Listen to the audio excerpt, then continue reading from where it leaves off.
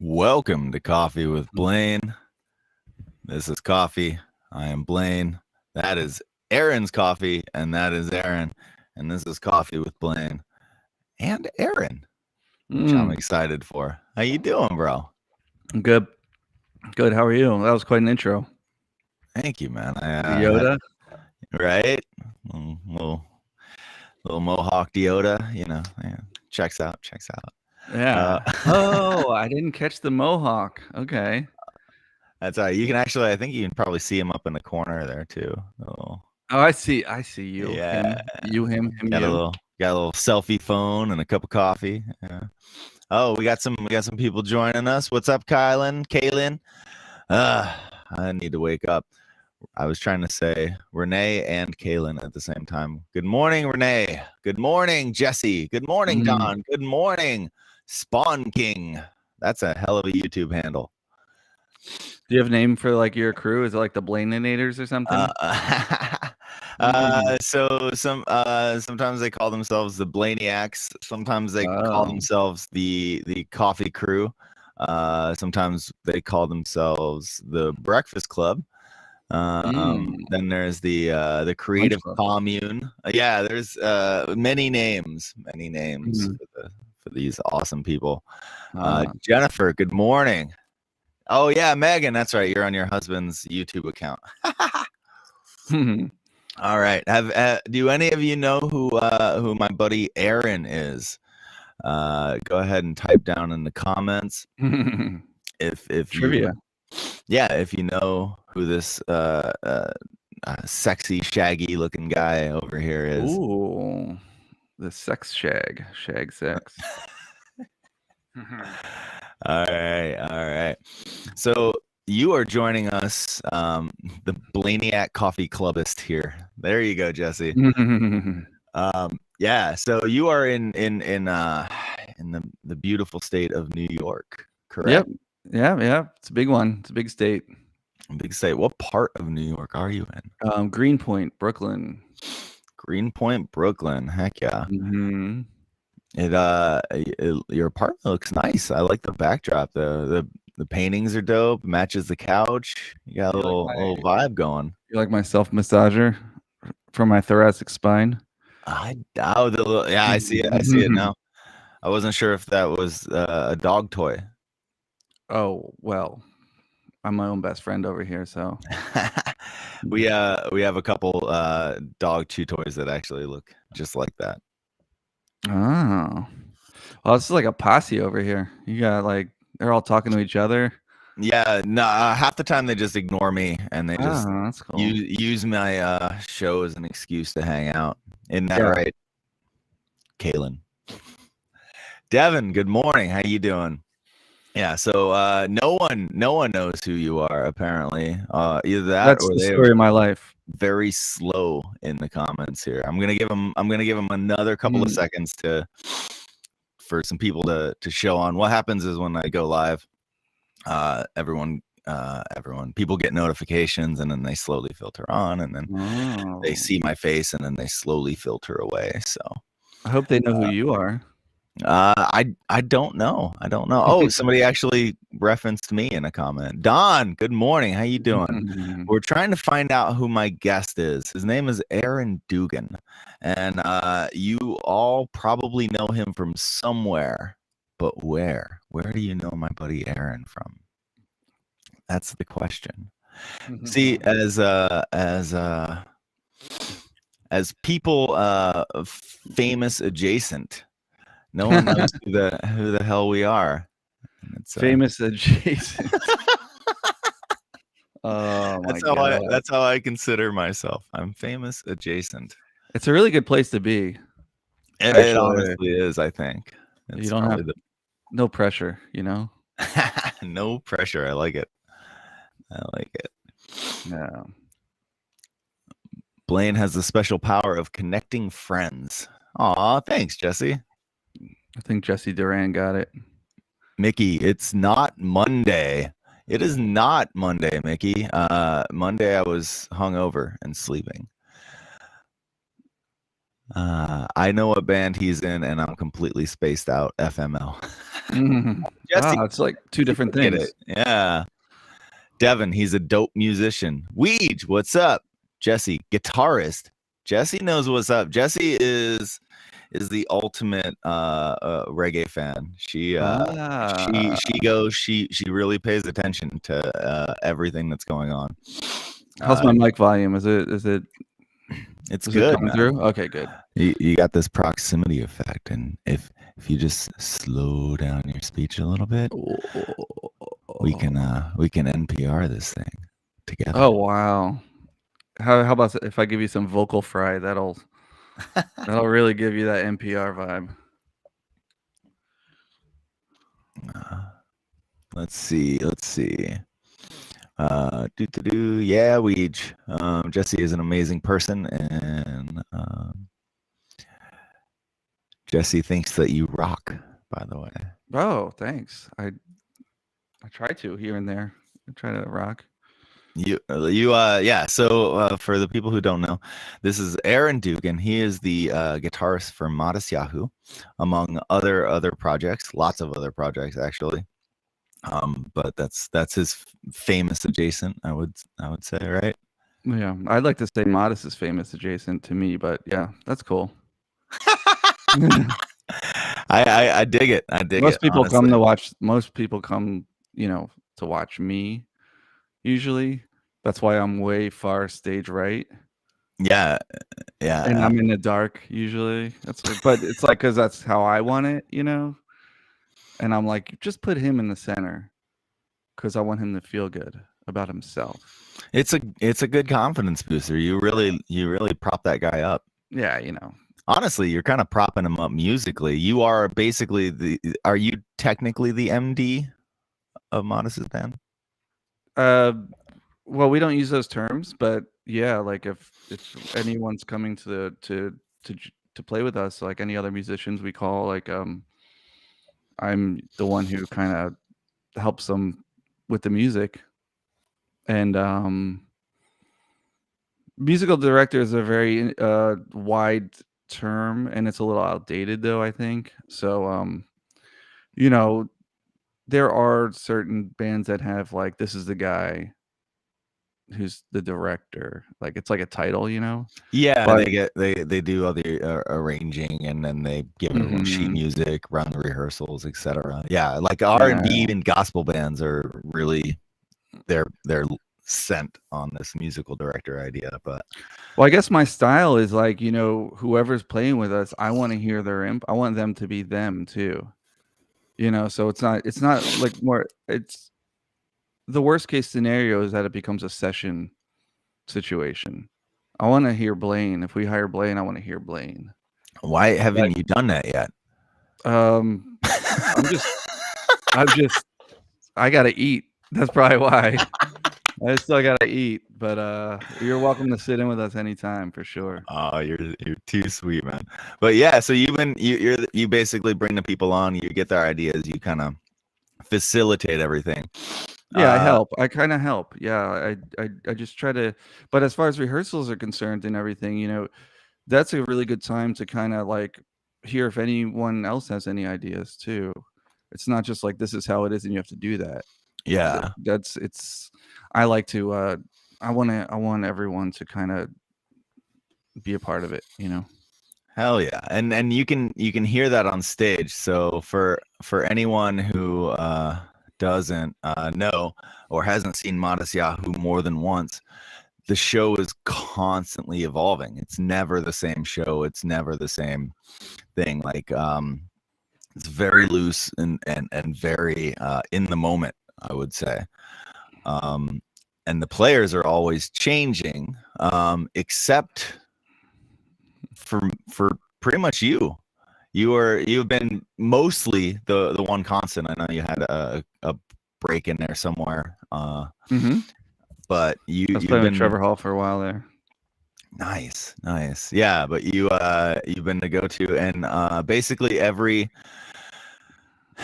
iconic guitar riff, especially from the first couple albums where everyone knows Matis from, like those are all you. Those are all your guitar parts, which are incredible. So Thanks, anytime man. you're jamming out to some Modest, for the most part, you're probably hearing Aaron. Could be. Yeah. Live at Stubbs would probably be the main the one I usually hear about the most is like our first real introduction to a wider audience. So, and that was all live. So that I've heard a lot of really nice compliments from people regarding live at Stubbs. Yeah, live with subs. And what? Well, go ahead and drop what all Modest albums you've been a part of. Been a part of Modest albums, Shake Off the Dust, Live at Stubbs, Youth. What was after that? The No Place to Be EP, Live at Stubbs 3, Akeda, um, Undercurrent. The whole band wrote together at the time and produced and played. That was nice.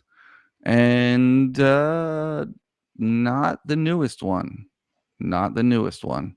So but we're always working together, doing stuff. And Yeah, Akeda, man, that's a sleeper album. I love that album, honestly. yeah. That might be my favorite.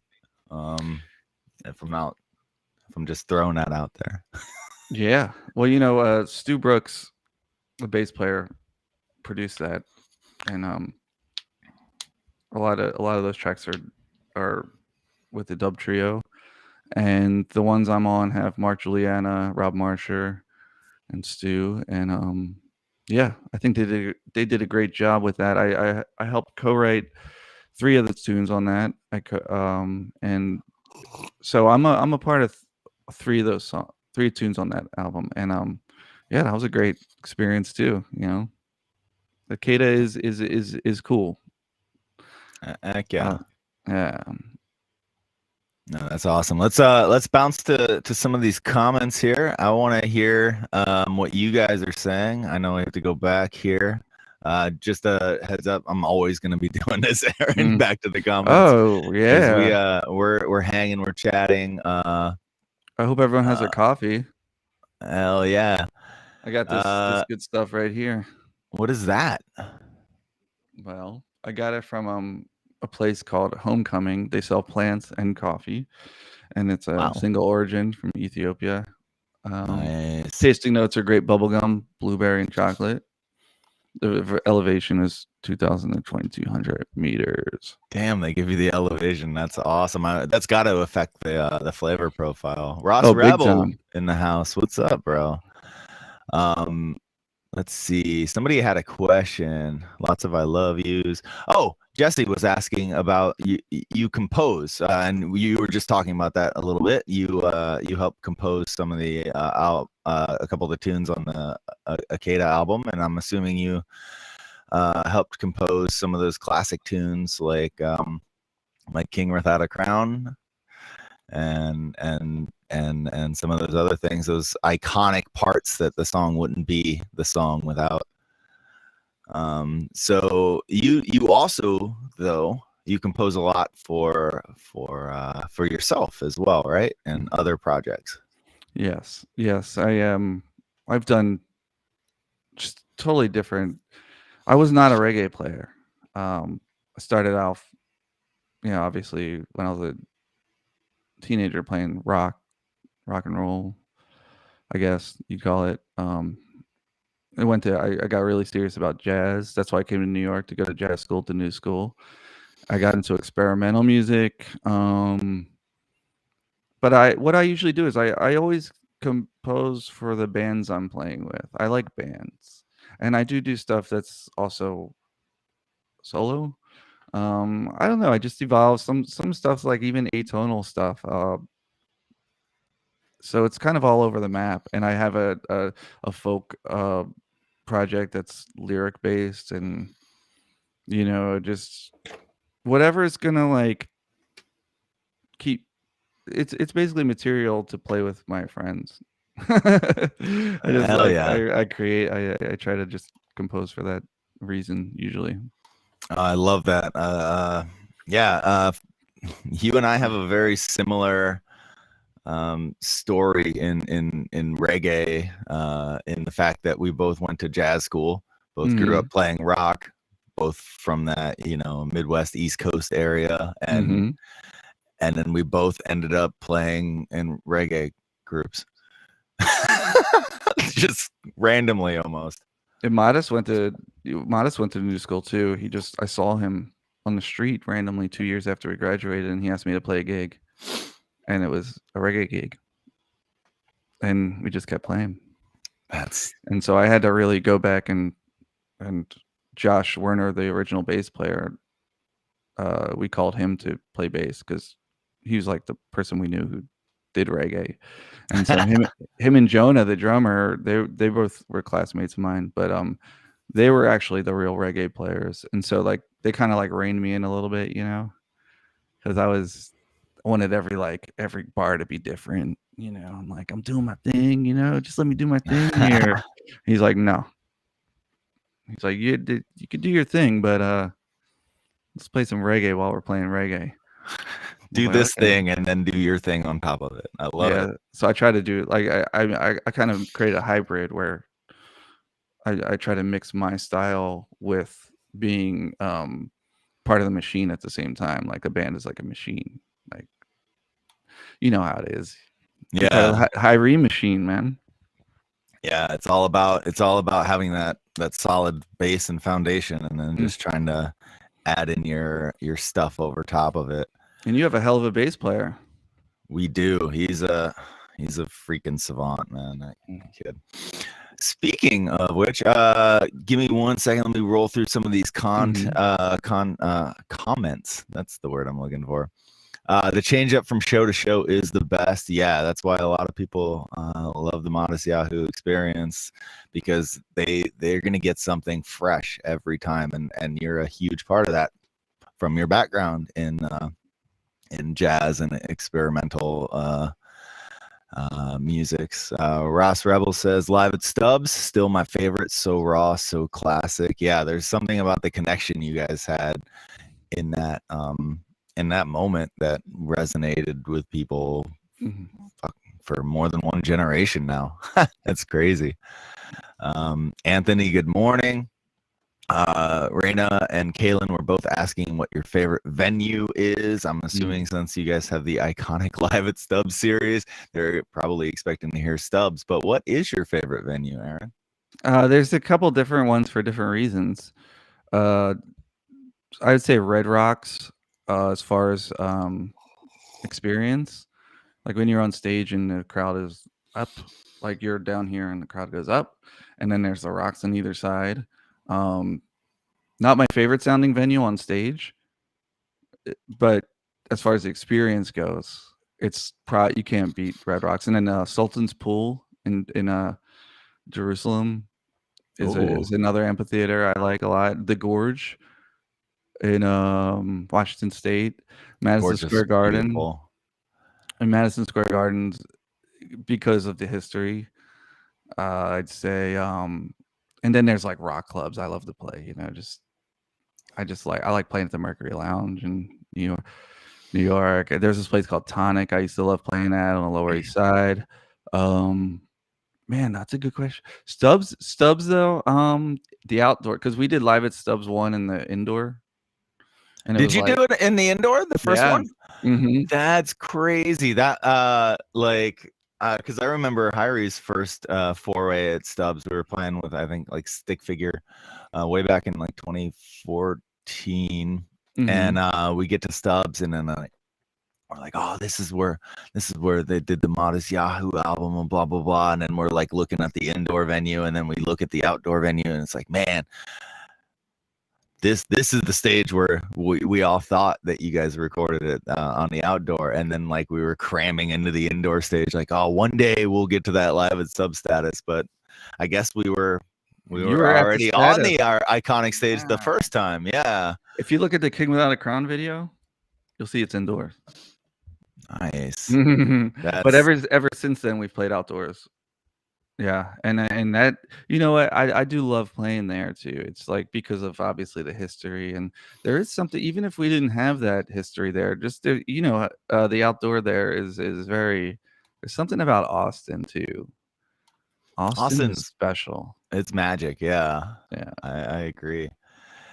Madison Square Garden. That's a bucket list venue for me. I hope to play there one day. Is as incredible as the hype leads it up to be? Well, for me, what had happened was we were opening up for a band called OAR, but at the time I think we brought a good amount of the people. I didn't, someone told me that. I don't know who brought who, but um, You didn't do it like a head count and then no, I didn't have the clicker at the. I was part of the street team. Are you here to see me? Yeah, yeah. But here's the thing. So so obviously we know what an arena is like. Like if you went to go, see a hockey game. I used to go to hockey games a Oh lot. yeah. Um, so we're coming out of the tunnel or whatever to go on stage, and the roar of the crowd was shaking the stage. Wow. And it was like it really was deafening almost. And so just to have that kind of moment, I was very grateful for that. And then the 2 times we opened up for Dave Matthews Band in 06, the same thing. When we were coming on stage, the roar of the audience is just like, if you're in a bad mood that day, you're not going to be after they give you that kind of. It's just great. You just it all turns into being grateful. And first of all, if anyone is cheering for you, I don't care if it's one person, I'm grateful. But you get like a whole 10,000 people. It's like, oh, okay. Oh, Bonnaroo is good. Coachella, those were nice stages. I don't know. You could talk all day about like this.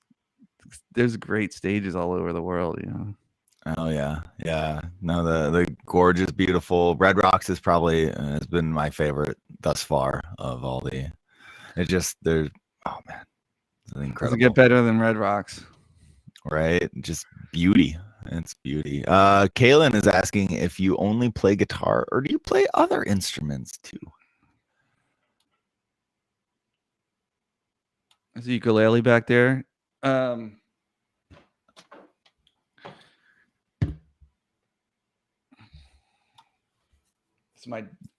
It's my dad's bass.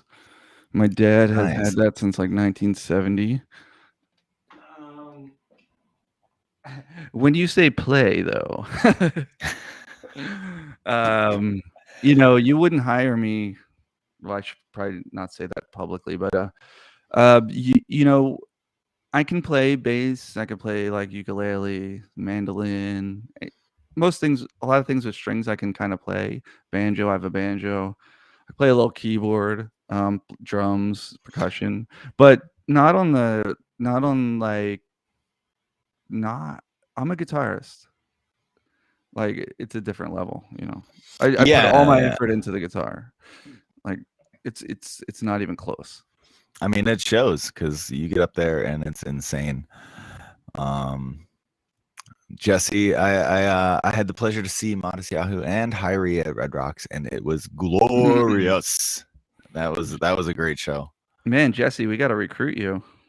I know Jesse's nice, incredible. Appreciate that. Red Rocks is my favorite. Raina says that bass is sick. I'm assuming she's referring to the one your dad got you. Well, it's his still. But he's lending it to me. You lending it. I got you. It's it wasn't Guild a gift. Starfire, 1967 Guild Starfire. Yeah, Sunburst. He was really into Phil Lesh back in the day. Obviously, back in the day, 1970 was back in the day. Yeah, but my dad has his own style. He's a really good bass player. Heck yeah, that's awesome. Yeah, Phil Lesh, is an incredible bass player. Oh man, he owns a club. It's now called Terrapin Station. It's in San Rafael, and I used to live in San Rafael in walking distance. So I used to walk there for happy hour, and you never know who was jamming. It could be like some Blaine, super Dillinger. famous. No, I never jammed it. Could be some super famous cats just sitting down, stringing up some acoustic instruments. It could be some random locals who just shred. It could be some combination, and yeah, just go and sit on the bay, have a Bloody Mary, and just watch these cats jam and work stuff out. It was, and they have a big room for big shows, which I didn't attend any of those, but like, man, it's such a good spot. Is it kind of like Sweetwater or Sweetwater? Yeah. The Bob Weir. That's in Mill Valley. Yeah, Bob's Space. I went to Sweetwater a couple times. Went and hung out with the P-Funk guys there, and cool. Yeah, but so this one was kind of like that, but then they had like the restaurant side, which was just like a normal on the bay type of restaurant and bar. And they would do these little impromptu acoustic happy hour type of jams, and just for whoever was there. And it was pretty dope. Did you ever see Phil there? I didn't see Phil there, unfortunately, no, because I mean, God, he was. This was 2012 to 2014, so he's probably still in his mid to late 70s. Because he's what, like 80, 85 now, some shit like that. Yeah, he's hanging in there. Yeah. Amira, good morning. Aaron, grand rising. Love you both. Blessings. Oh, thank you, Amira. Thanks a lot.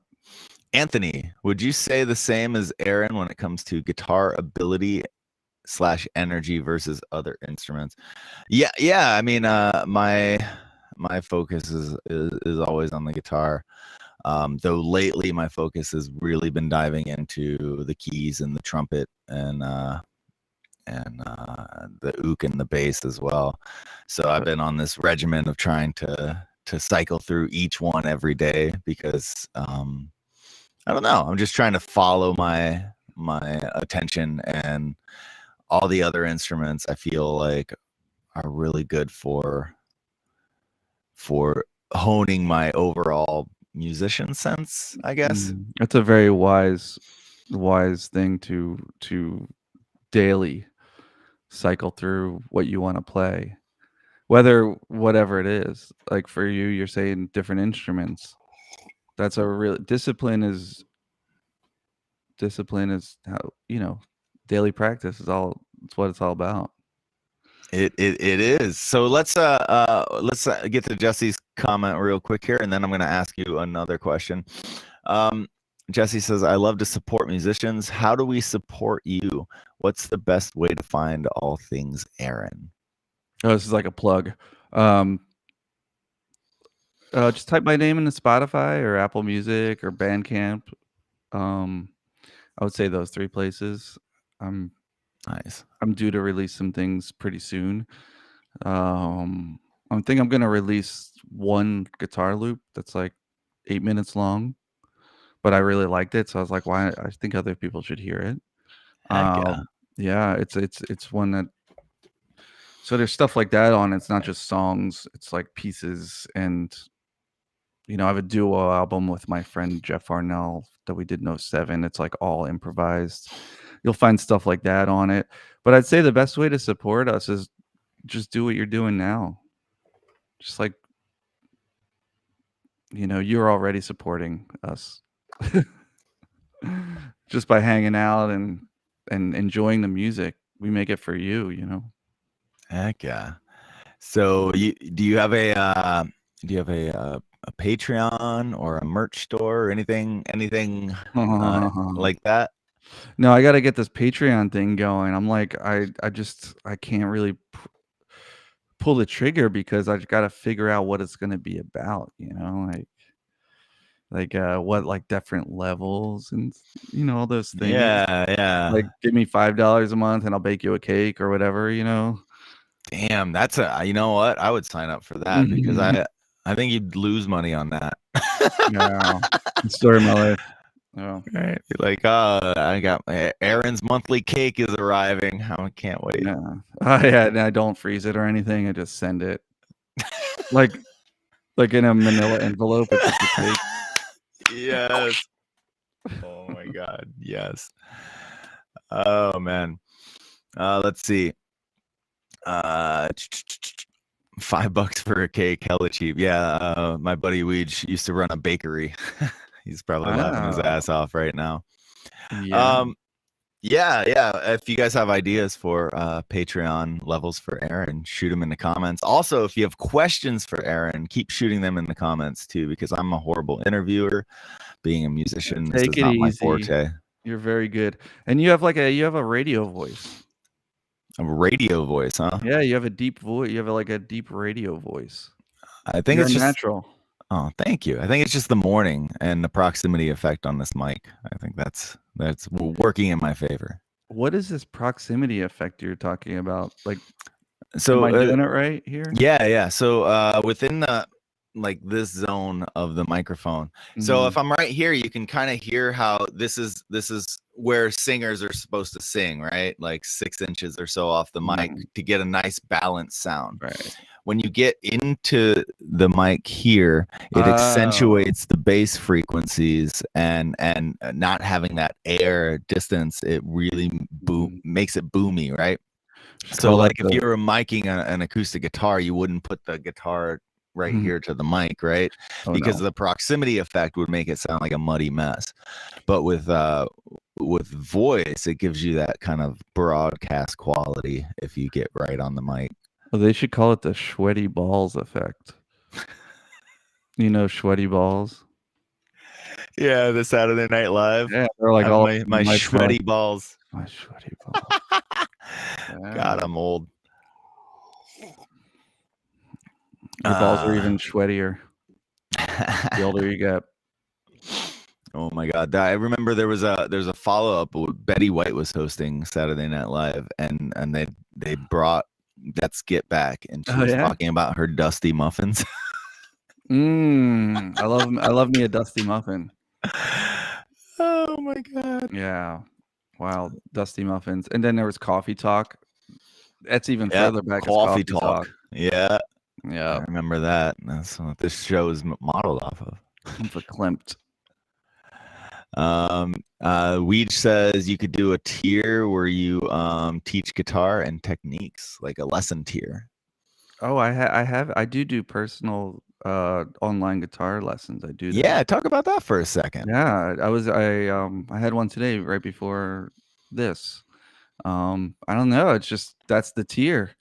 You know, you just write me at duganlessons@gmail.com and then we get going. Nice. That's like a different tier. That's not a Patreon tier. Yeah, it could. Well, see, you could do something like this. So I do the personal lessons as well, obviously, but I on my Patreon I have a tier. It's called the Let's Learn Something Together tier, and basically like once or twice a month, I just pick a random topic, and I make like a 20-minute video lesson. It's like I've done one on how to find all the notes on the guitar. I've done a lesson on like just random songs. I've done lessons on like scale positions for pentatonics, just random stuff. Like I pick a topic, I make like a little 20-minute video once or so a month, and then I just post it up there. And then I also, anyone who's on the tier has access to all of these lessons. Like they can go back and find any one and just access it. You're like the Howard Stern of guitar players, man. King of all guitar media. Oh my God. But yeah, you could. Here's a free one. Take a screenshot. Free one. You could do something similar where you're just sending whatever you're interested in teaching, and that way, so they pay less of a price, but it's a monthly price, and then they get access to all these materials that you post up, and then you're not under the gun to like set the appointment and do the one-on-one and then have to teach the same lesson over and over again. That might be a good option for you, I think. Yeah, well, we'll chat. I'd subscribe to that. Oh yeah, my Dugan lesson of the month. Hell yeah, the $1 a month tier. I I mean, I would There's got to praise be it. $1 a month. Like if I'll write a joke every month, a dad joke, and that'll be like the $1 Oh, a month tier. Nothing to do with that's guitar, you know, just that's dad in, jokes. that's incredible. Honestly, I'm I wish I Hmm. would have thought of that. We can write one right now. I have $1 a month here, Oh but it's yeah. just for some random. It's basically, help support me. I'll send some stuff your way, but not much. Aw. Because it's, I mean, But at not that, much. You should write that on your thing. But not much. but Don't not expect much. don't expect a horse in the mail or whatever. Exactly. No melted cakes for you. Yeah. No, Um, the jockey doesn't come with the horse with the $1 a month thing. Just the horse. Jesse says, Patreon, go live and just play twice a month, or do I do back. that. I did on Instagram sometimes. Nice. Well, yeah, Pretty you could do that for Patreon. Just make little sets up. Mm. Backstage, side stage, live feeds of shows, jokes, photos. You could have Mm. a photo tier of you traversing the world. I think Jesse wants 20%. That's what's going on. That's what's going on right now. This is actually a different Jesse. I know. Jesse rules. Jesse will get it. Jesse does rule. She'll get 20%. Boom. We'll put that up top there. Yeah. You're hired. Heck yeah. So we were roommates for a little under a month, a few Oh. months back. Yeah. Uh Making the new High Reeve record, right? yes, Am I allowed to say yes. that publicly? Yeah. Okay. Yeah, of course. So for those of you who aren't aware, Hyrie went to Texas to record an upcoming album. The first single just dropped like a week ago, called "I Miss You," featuring Sprague Benz. If you haven't checked it out, please go check it out. But Aaron we were super blessed to have Aaron join us for the sessions, and yeah, doing a dual guitar duties, I guess. Yeah, you came up with some great parts, man. Likewise, man, you were freaking murdering it. And in the morning, yeah, we they had all these little rooms for us, and then Aaron and I ended up in the same little compound right next to the studio, where everyone else was like a mile and a half away, and it was just Aaron and me and Andrew. And we just had some late night jam sessions, some late night recording sessions, a lot of early morning coffee and walks together. Really, Good times. yeah, man, it was fun. We had to play some jazz standards together here and there. Yeah, busted out the standard, the American Songbook. We did. Yeah, Aaron schooled me on that shit. I'm like, all right, let me look at these changes here. What is that? A flat 5? How do I do that again? Oh man, that was a lot of fun. It was, man. It was super cool.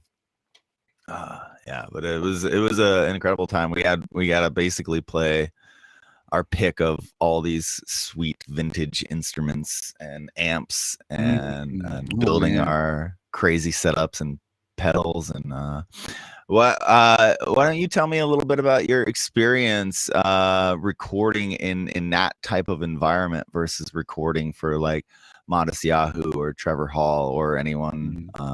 Well, one thing I will say, I mean, there's so many things I could say about that. That was one of the best recording experiences I've ever had in my life. Honestly, like you live there, they feed you, and how good Trish is. Quite the leader.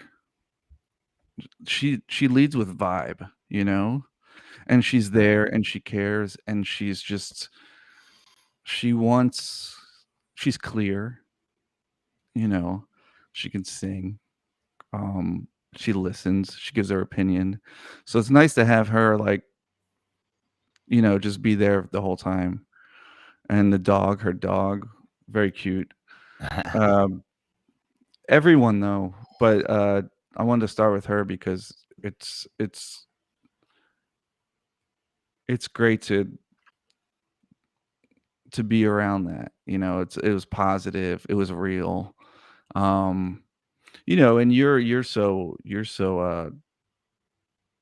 you're so open, and that really helps the music in general, not just me, but it helps you having that vibe helps that music being created. You know what I mean? And like, and everyone's got a different personality, but everyone is super. Everyone in your band has, and Jamie and everyone else involved is very. No one's coveting anything for themselves, and that's really important when you make music. Is like the ego should be there because the ego is going to be there, but then it helps drive you to do whatever you're doing, but to make space for other people and to not worry about who's getting the credit or hey, don't forget I wrote that line on the bridge, man. Like I gotta, like all that kind of shit. And it's one unit and it's bigger.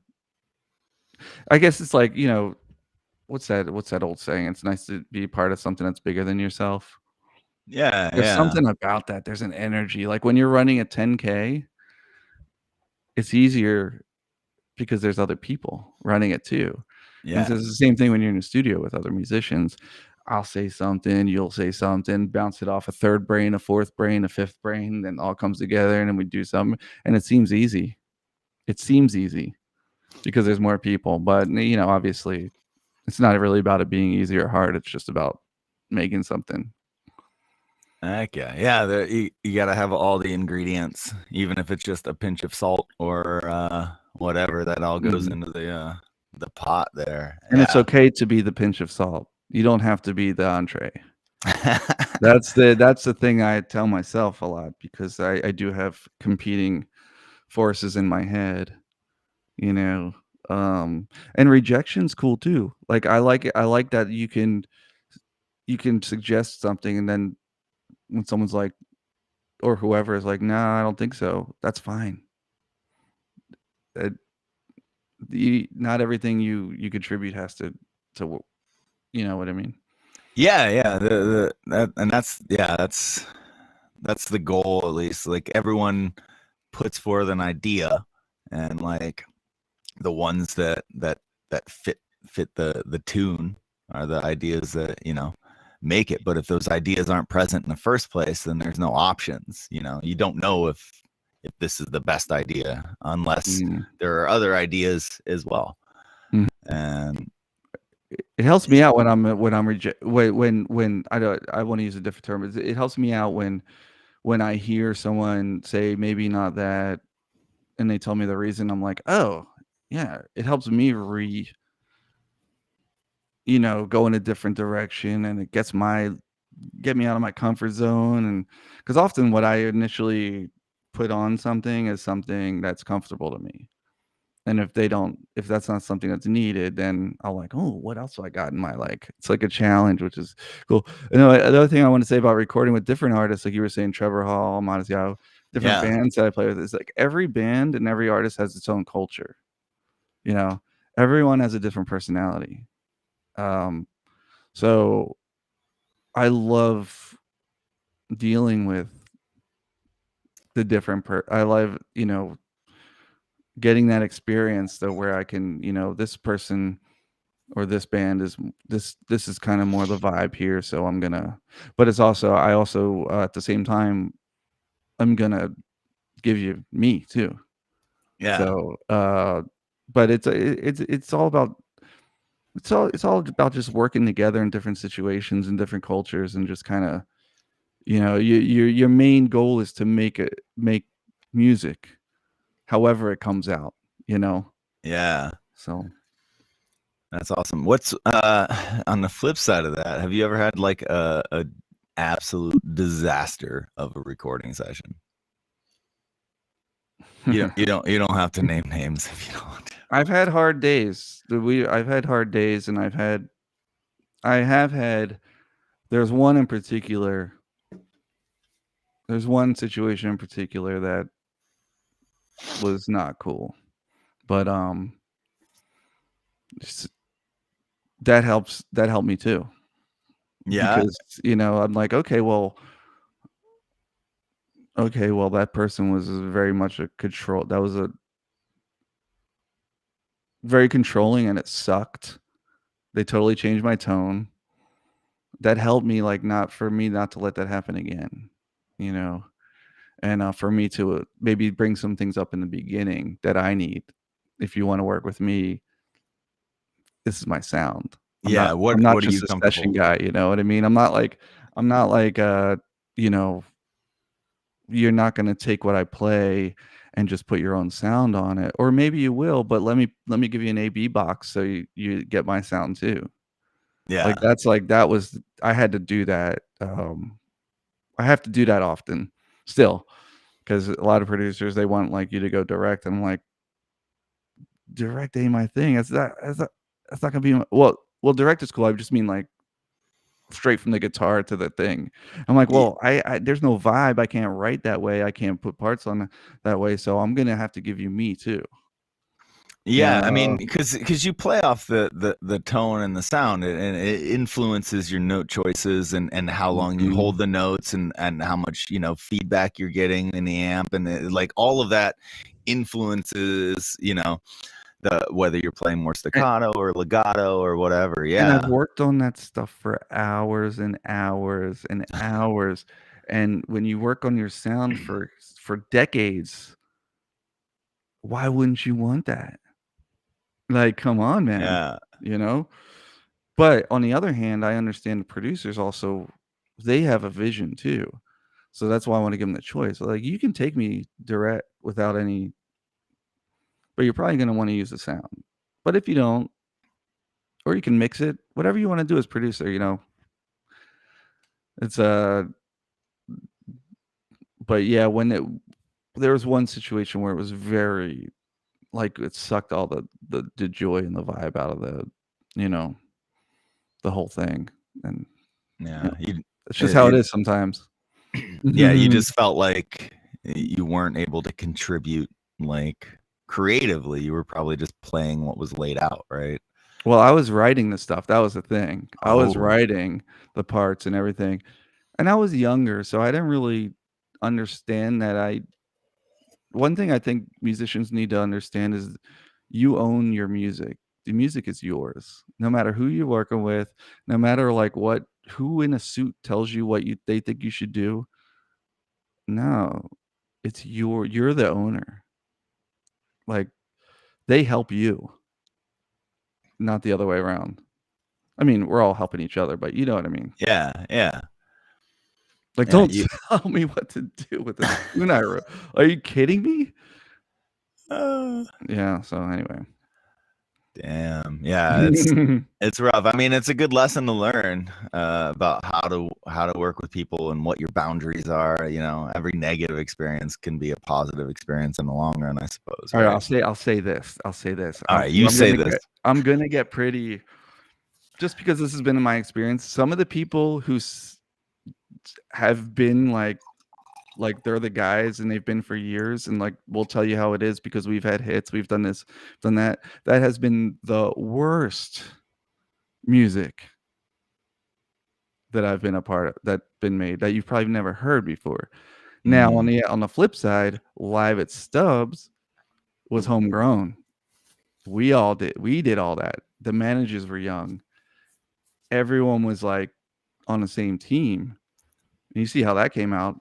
Of course, we yeah, got lucky too. Everything's a bit of luck, but, like, you know, and then once people swoop in and they're like, "Oh, ba ba ba ba ba ba ba ba ba," you know? It's like, "All right, buddy. Okay, buddy." So, yeah. People trying to make you into something that you're not. yeah, well, I don't know. I think what it is they're just already rich and they wanna give their friends favors, so they wanna take over your thing, so they give their friends their contracts. I think Uh, that's all it is. And it's a condescension. It's like there are good people out there, by the way, who were well, I'm not saying everyone's like that. I'm saying yeah, that there are sharks in the water that, like, they don't have your best interest in mind. yeah. You're That's why when you get in a relationship, you should take it slow. makes sense, man. It makes sense. You guys kind of blew up pretty quick. and I'm sure once people see dollar signs, you have to For be extra themselves. careful. They're not Exactly. they're For seeing it for you, themselves, but they're yeah. seeing it for themselves. They And for see their the friends who want opportunity an to extra make fucking themselves, yeah. yacht, their friend wants a yacht, they want to have another condo like in a fucking Tulsa or wherever they think the next city's going to be, and they're using you because they already know you're going to generate money. So the money you're already going to generate is going to go to their people. It's like, no, I got this shit on lock, buddy. Sorry, this is our ship. We're building our ship. Hell yeah. And everyone out there who's playing music, build your ship. I love that. Those are good words. Good God, I words. sound like crazy right now. No, it's good. I asked the questions. We I'm get supposed to be real here, passionate. man. You're what? I'm not supposed to be passionate. I'm supposed to be even. Oh, okay. No, I don't know. Take a minute. Light a ego. scented Ego. candle. And Yeah. let's take a couple questions here. We have two that are basically the same questions. One, and I'll ask both these questions together. What bands have been your favorite to tour with? / have you ever been starstruck by an artist that you've played with? Maybe a personal hero or something to that effect. I'll go first. Yeah, baby. Aaron Dugan. I was pretty starstruck when I heard it. No, I honestly was, and it wasn't because it wasn't even because of the songs that you played on, and the status, of being in the band that you're in. It was mainly because I saw you on stage and just saw like the incredible emotion and raw talent and everything that you put out night after night, and that was like, yeah, this dude's the dude. So I don't know if you remember that first tour. I'd be like, hey Aaron, what are you doing here? What's your setup looking like here? How do you get that tone? What are you doing? Teach me, show me stuff. I felt like I was like a 7-year-old every day coming up to you on the road, watching your sound checks. By the way, can we just take a moment to acknowledge how much energy you have on stage? you are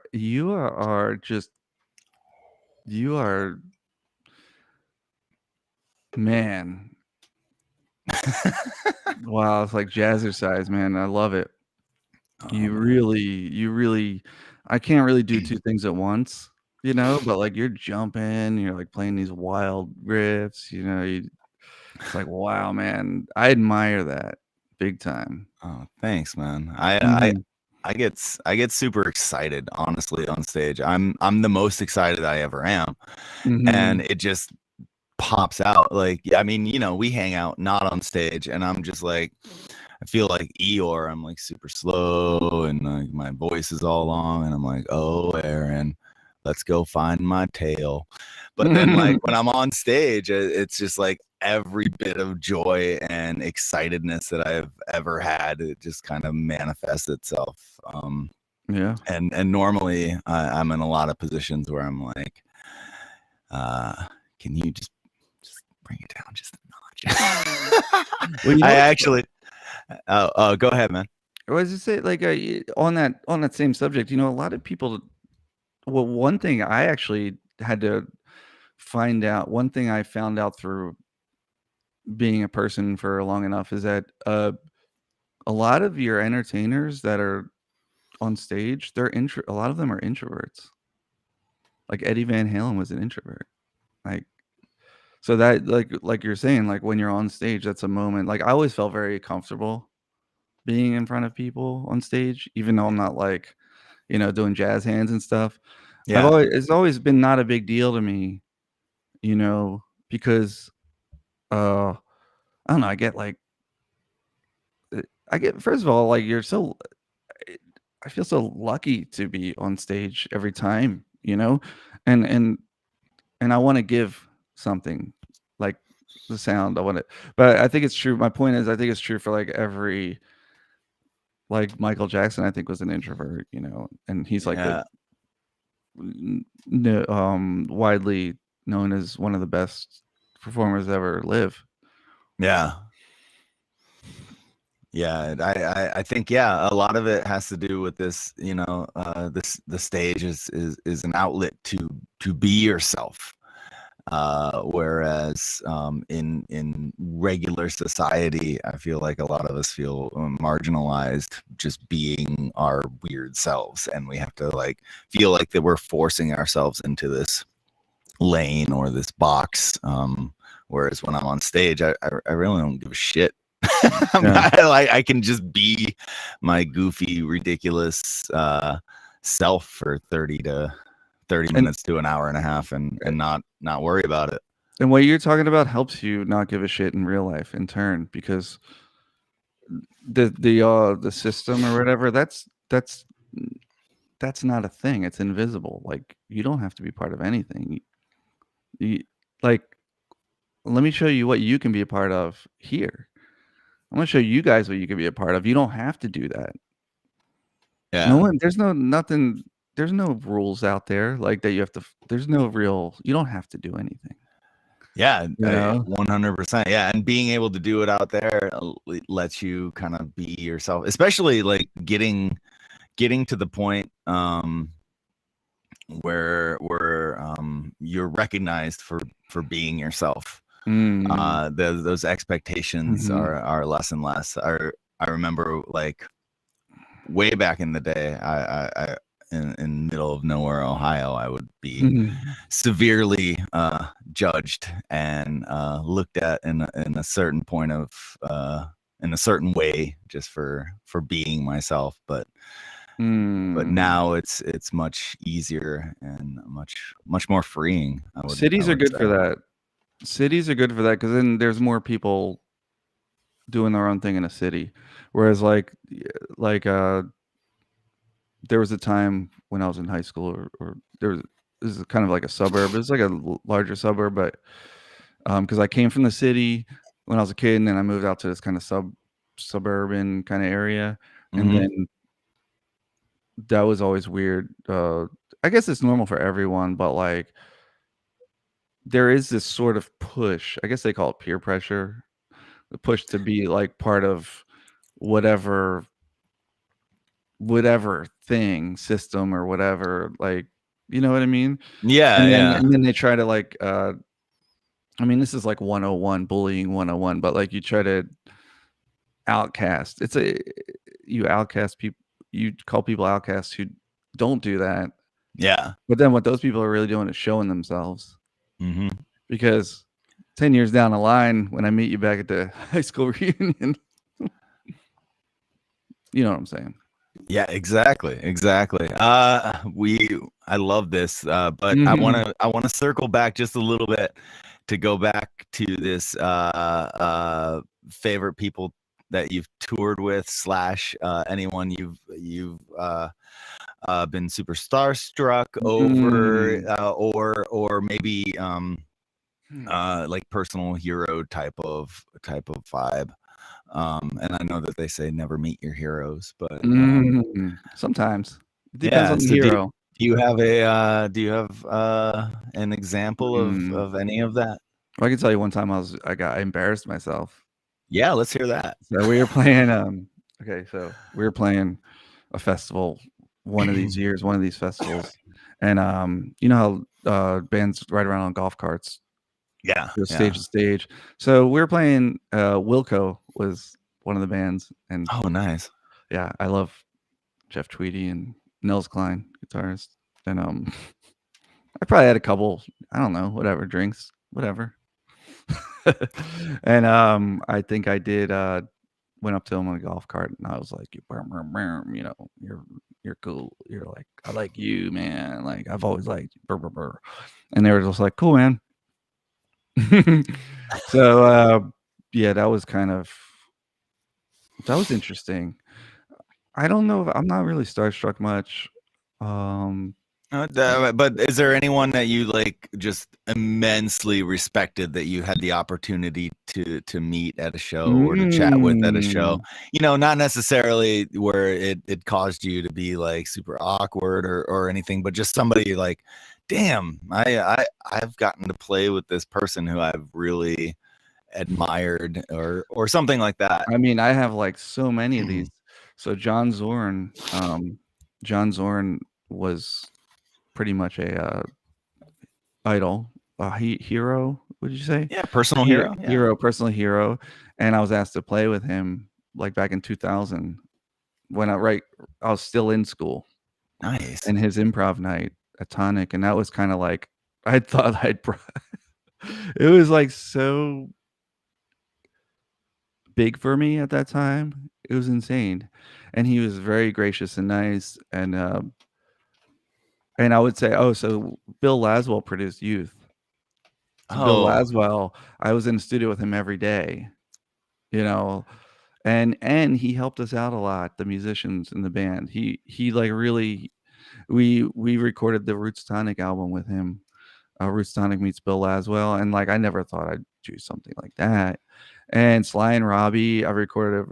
They came to Electric Lady Studios to record Jerusalem and a couple other songs. I think A Message in a Bottle, but Jerusalem, it's just like me and Sly tracking together. Sly Dunbar, you know, and then Robbie Shakespeare, the rest of the band, Jonah, Josh, Modest. So that's way beyond anything that I ever thought would happen in my life, you know? So, yeah. I mean, it's like starstruck times 10, those kind of experiences. Yeah. I mean, especially in that case, man, because you're not just meeting them and you're playing your set and they're playing their set. You're in there like bouncing musical ideas off of them in real time. That's incredible. Just trying to stay cool. oh, I got one for you. So we're on tour 311, right? Yes. 2007. Check this out. Between sound check and the show in Cincinnati, Peanut takes us over to Bootsy Collins' house. We're hanging out with Bootsy Collins at his house. He's at his pond in the back throwing like what do you call it? Pieces of bread to like catfish and stuff. And he's just like, he is Bootsy Collins. He's like, yeah, baby. Like, but that's how he really talks. Yes. So I've always wondered. He talks like that.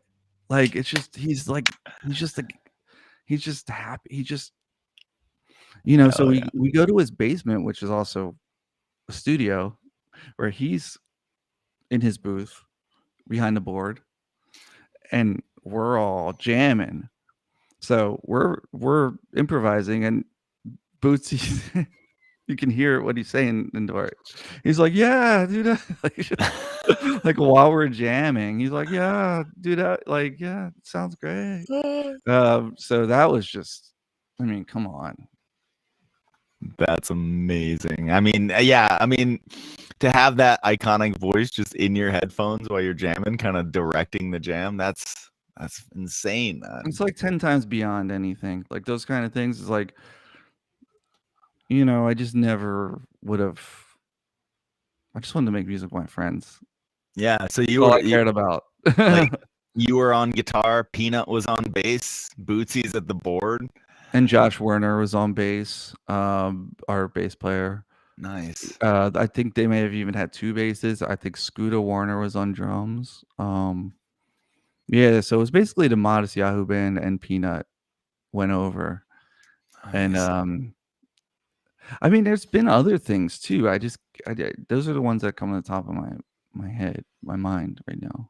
Yeah. Well, those are obviously the ones that have really made an impression on you, which is super cool. Yeah, the Bootsy one was like, that's like a bucket list kind of, which I didn't even know was in the bucket. You know, I didn't even know I was part of the list that was in the bucket, you know? Yeah, I feel like that would be akin to like being called into Paisley Park or something for a jam. It is. It really is. I mean, probably even more for me. Yeah. Because I like Prince. but you know, I guess that's just like less. That would have been less realistic because he's so, he's just there's like Michael Jackson and Prince. Yeah. The upper echelon of rock stars, pop stars. Blaine, what are you working on? What am I working on? That's what I want to know. Working on this cup, bro. But I mean, like, I see you working on the keyboards. You're working on your bubble. Yeah. Working on my bubble, working on my keys, working on my trumpet, working on my bass. I've been doing some production for a couple artists and some tracking for a couple other artists. And working on, like, yesterday I did a whole session with one of the artists that I'm working with, their guitarist, and working on like acoustic guitar mic tracking. So I went through a bunch of different spaces and a bunch of, he had a tailor, I had like 3 tailors here, so like we were trying out different woods, different picks, different miking, incredible stuff like that, and just trying to get I was working on my engineering skills, I guess, yesterday, which was super cool. Excellent. But yeah, just trying to, like, literally just working on basically everything that I can. I've been coming out of this I guess lull, if you will, of like, I know it well. All I want to do is sit around and watch YouTube videos. But yeah, I've been coming into this thing, so I've been trying to like budget my time and really sit down and dive head first into the music. Yeah, and I've been on this kick where I'm like, because you have limited time in the day, right? So I was like, how can I combine things so that I'm practicing things that I need to at the same time? That's key. What you just brought up. Yeah. I mean, 2 things you need to work on turn into 1 exercise. That's really cool. Exactly. So like with the when you're learning jazz, you go through the standards, you go through the songbook, right? And then you pick apart the melodies, you pick apart the rhythms, you pick apart everything about the song and various recordings of the same song, and then you learn it. So I've been doing that. I've been applying that ideology, I guess, learning method to the Hyrie catalog. So I've been going back and picking apart and learning / relearning different songs that we don't play, we may have never played, songs I wasn't a part of, from the first album or singles and stuff. And I've been going through and I'd be like, all right, well, I know the guitar part for this song, but let's learn the organ part, or let's learn the bass part, or let's learn the horn lines, or here's a song that I've never played, let me learn how Trish plays it on oud to get her feel and her timing. And I've been using the catalog, and we've been super lucky that obviously as like we've had some amazing musicians help us out on a bunch of different albums. You're part of that. Paul from Slightly Stupid laying down a bunch of organ on this one, but we've also had like Matt from The Movement lay down a bunch of organ on a couple albums. We've had some of the Dub Trio cats laying down bass and drums. We've had all these amazing players. Roger Rivas, I think, was laying organ on a couple of tracks on the second album. Just all of these amazing artists. So I'm like, we have this catalog of great parts and great musicianship, so why not use that as study cases for me to kind of grow and expand. Plus, the more intricate that I know the Hyrie material, it's only going to help in live performance situations, especially because Trish likes to randomly be like, all right, Blaine, you're here, grab your guitar, we're going to do an impromptu acoustic set, or you know what I mean, whatever the case may be. And so that's been kind of my practice mentality, like go through the catalog, either pick one song or several songs and then run through as many different instruments and parts as I can with it. What about you, man? What have you been diving into? First of all, how fortunate is Hyrie to have you? Wow. Wow. Good stuff, man. Well, always my through line is practicing tunes, like standards, jazz standards. Yeah. And I have different revelations as I go through it. It's like because I was taught using chord scales and arpeggios and stuff, but it's like, well, no, each song is a song, and every player, every improviser in jazz has their own thing, and a lot of times it doesn't have to do with chord scales or arpeggios, blah blah blah. It has to do with something. So when I record myself soloing over something, and then I realized I was like, but am I playing this song at all, or am I just playing over some bullshit that I like think sounds good? Like, what am I really doing here? So I try to weed out the excess that I tend to do. So it's a lot of self editing through, and then I've been I just started last week learning some Tala on YouTube, and, Carnatic South Indian classical music in the terms, and Nice. so I'm very new with that, but I feel like a lot of like I really like this guitar player named Debashish. I forget how to say his last name. It's like Bachartia, maybe something like that. And he made his own guitar. It's a Hawaiian guitar that he's a Calcutta and slide player, but his technique and is just, I don't know, man. Like there's something about his playing, and that kind of got me into like checking this out. Uh, I've been also, I don't know, like writing some stuff with Modest, writing some. Nice. So just trying to keep the wheel turning, you know. Yeah, I Oh, love that. here's what So I've been are doing. you Check picking up a this out. slide for that? No, not for that. I'm trying to do it because slide's a whole other animal. I'm trying Yeah. to adapt it to, but I work on my slide here and there. I my guitar play if my guitar playing's here, my slide playing is here. No one would mistake me for Derek Trucks. But so here's something I've been doing. There's something Yes, called yes. the iReel book. You know the iReel book? Yes. Oh yeah. Yeah, so I'll take a tune, I'll be folding clothes, and I'll have the rhythm section going in my headphones, and I'll sing the melody, and then I'll solo with my voice. Oh, that's Even so smart. I'll just even stay on tones, and hear the chords go by and see where I need to go down a half step or up a half step, and just, no one can hear me sing, only I can, so it's perfect. But to get off the guitar and so it's basically I want what's coming through my guitar to be music. And Yeah. coming from Yeah. here. Yeah, Yeah. not just coming from here. That's I mean, my so technique freaking cool. my technique has always been ahead of my musical abilities. So I'm trying to have my ear catch up year after year. Um, yeah, so those have been some things I've been doing.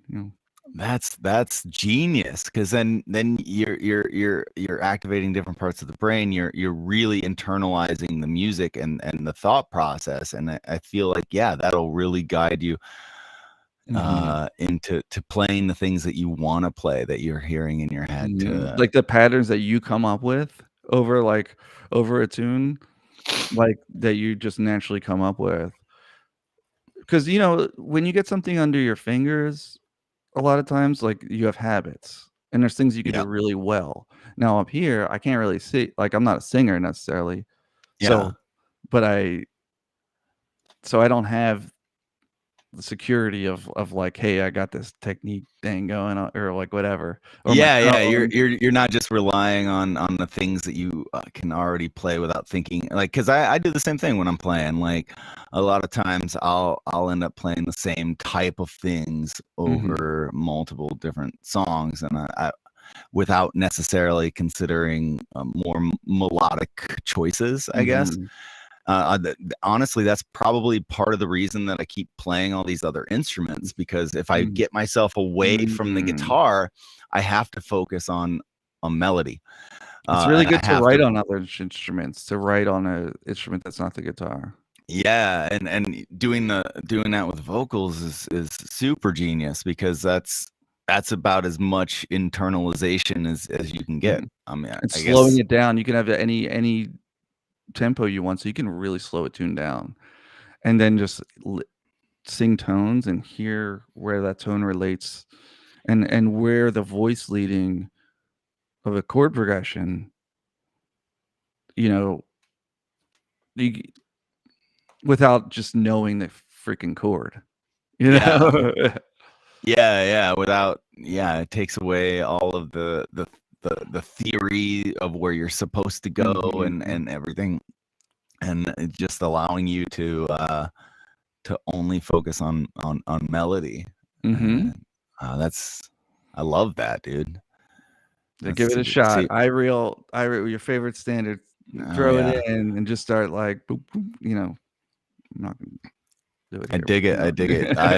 I'm waiting for you to fucking George Benson a solo. Yeah, you're gonna be waiting for a real long time. Where you fucking sing every note that you play. Oh, that. Yeah. Oh, you're gonna be waiting a really long time. I'm gonna have Modest set you up a mic at the next show. I want to hear it. I want the Madonna mic. I keep telling them, I was like, hook me up with the Madonna mic. Dad jokes in between songs, whatever we need.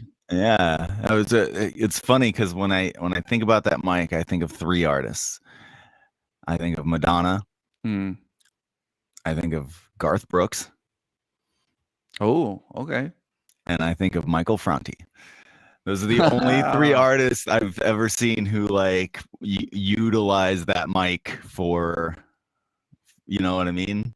I got too many pedals. So where are you gonna put the mic stand?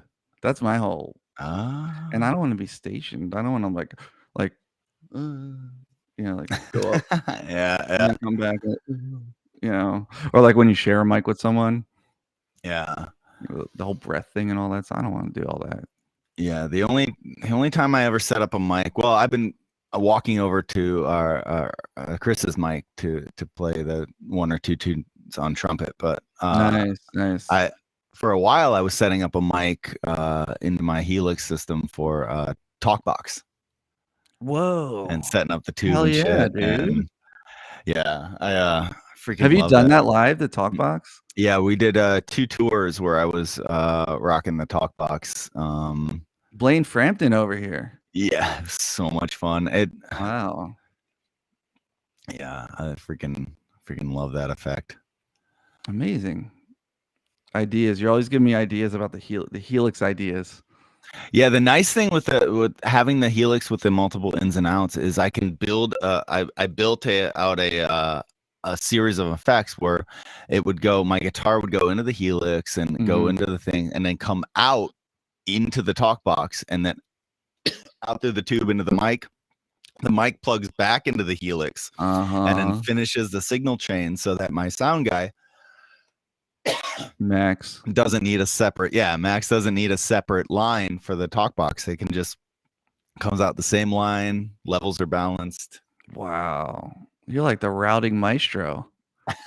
It's the options are great for being able to incorporate weird things and never having to, not having to have a separate rig or separate lines if the space is tight. It's a kind of a genius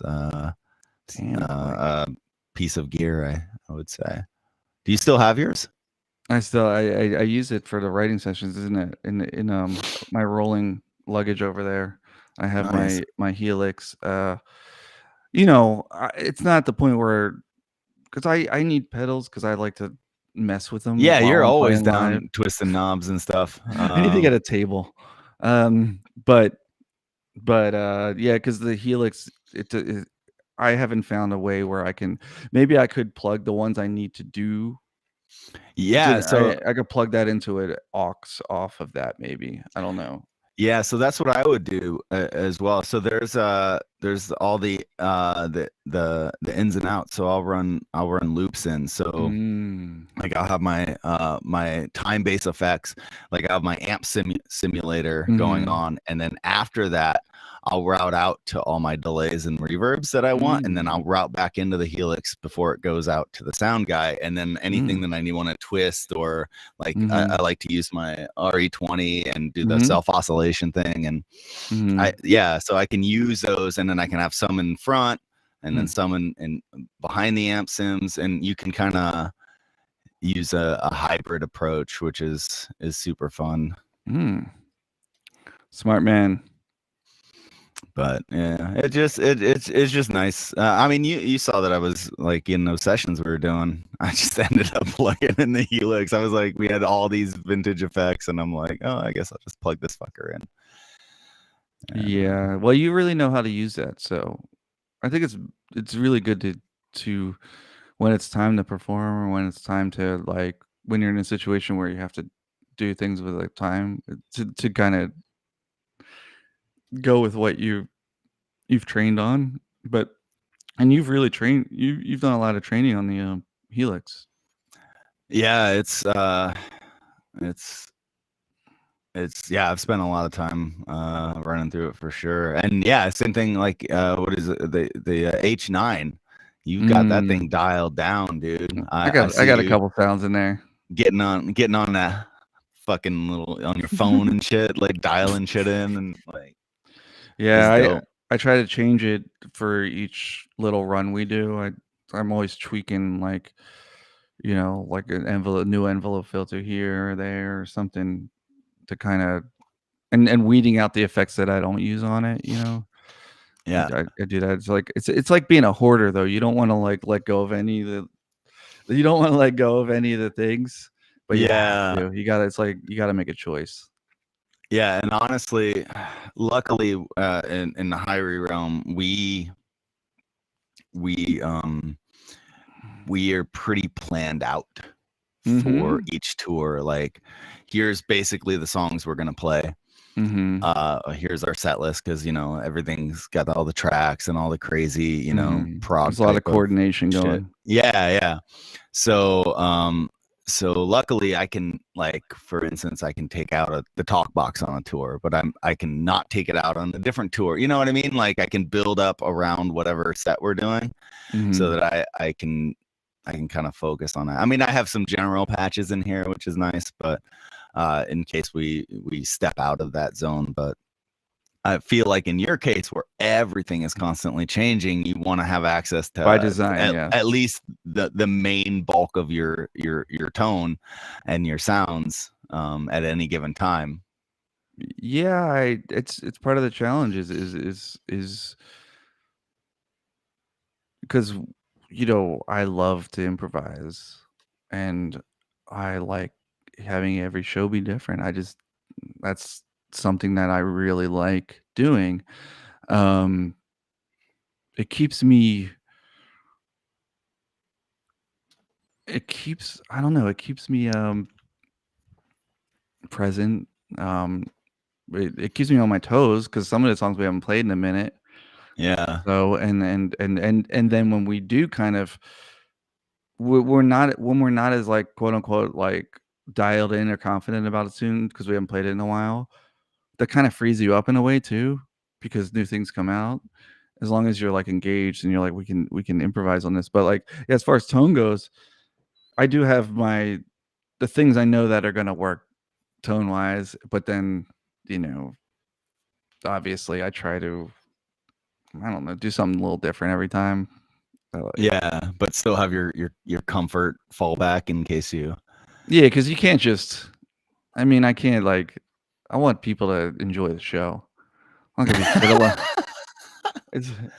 So you're not gonna just show up with a banjo and an octaver and. Modest, let me sing this show. Give me the mic. I've been practicing while I'm doing laundry. I got this. Modest, I got a couple of the freaking lyrics down. Just give me, like, I got chop them down. Modest, hop on the guitar. Jason, get on drums. This is real improvisation. The crowd's gonna love it. They'll never come back. Yeah. I don't do that.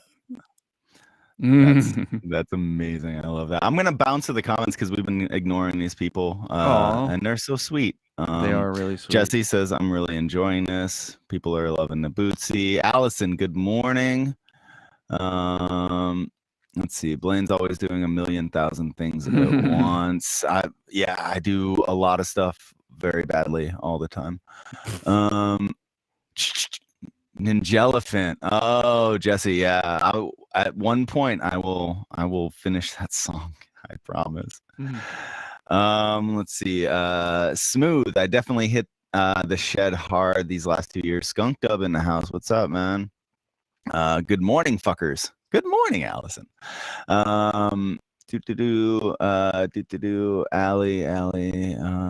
We like dad jokes. Yeah, this is the dad joke crowd for sure. Sensational Beat. Good morning. How you doing? Been working on that Benson style too. You probably got us both beat, bro. Benson is one of my all-time favorite guitarists. He come on, blows me away. I saw him once live, and it's like going to church basically. Crazy good. Scott, good morning. I don't mess with digital amps, tube amp and pedal dancing. Yeah, everyone's got their vibe, man. And for me, you may one day. Yeah, exactly. I'm lazy. I mean, I was like pedals, and I do like my setup live is pedals and tube amps, right? That's my setup, but I'm not gonna stick to it if it doesn't sound better. Like, it's really like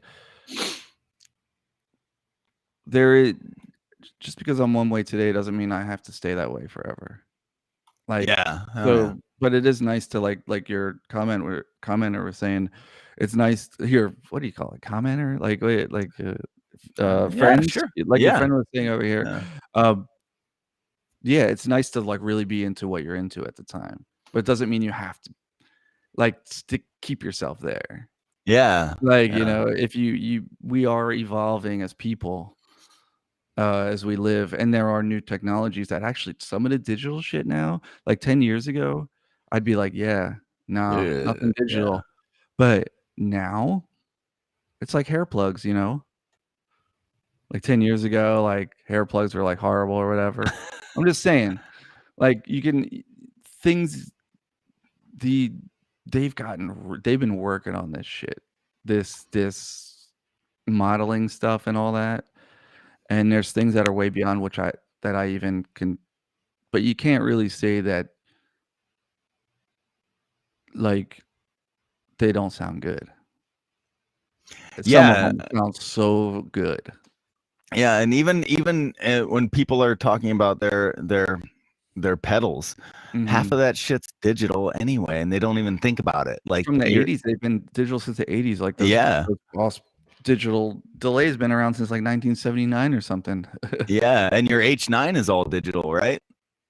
Yeah, technically, yes. It's basically a little computer with that's like algorithms. Yeah, algorithms making the sound. So it's like you technically you have a full hybrid setup.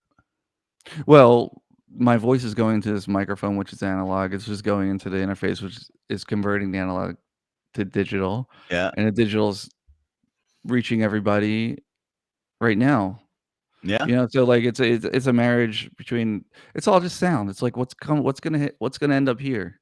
Yeah, that's exactly. That's what it's like. What and if playing through tube amps and playing through pedals, it's gonna put you in that psychological vibe you need to do to create your thing.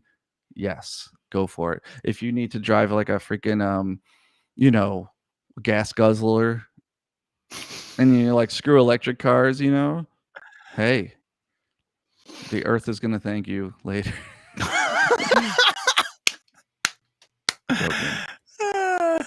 That's amazing.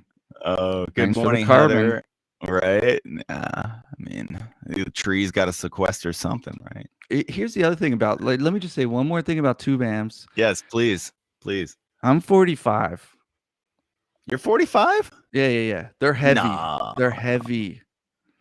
I freaking love tube amps. But this Mesa Boogie right here, is about 700,000 pounds. Damn, dude. And it's like, dude, I got like a thoracic. You see all my back. You see all my like. It's been years of like carrying stuff, and it's like you got to cut your losses at a certain point. Yeah, honestly, you gotta get yourself one of these, bro. Oh, yeah, the little Mark 525. I actually have the whole. That's the amp I have right here, but it's the whole. It's the whole one. It's a Mark 520. 35 Mark 35. Okay. Oh yeah. It's the same amp. So the nice thing about that, just getting like I got the head, right, and what? so it's super easy to go. And if I go to like a rehearsal or something, at a rehearsal spot, they normally have 412 cabinets or 212 cabinets. I can just plug into one, and then I'm just carrying around that head. And that's my go-to for recording and for live shows that I'm not playing with Hyrie. It's just you're very smart, Blaine. You're very smart. Got I'm gonna take all your ideas over here. Oh, I want to know what 112 cabinet to get. See if I had that, and I get a couple heads, and yeah, you know, but that head's tube, right? Yeah, all tube. So is it heavy? It's pretty heavy. I mean, it's not as heavy as the 35 because it's only a 25 watt. So it's got I think I want to say it's got 2 EL84s as power tubes. And then I think it has a switchable down to 10 watts for each channel. So I think that goes down to one power tube. Wow. This is excellent. Yeah. I mean, and yours is basically the same, except I think you might have, 4 power tubes in there? There's a lot of stuff back there. Yeah, and it's like small. It's a 112, but it's so heavy, dude. Yeah, Mesa's cabinets are heavy. They use a thicker wood. They use, I mean, it's sturdy. It's great. Yeah. That's why I kind of went with the head and cab version, because I can take the head wherever I want. I can just give me something with some Celestians in it, and I'll be good. Wow, that's next level, man. I'm sure they'd hook you up, man.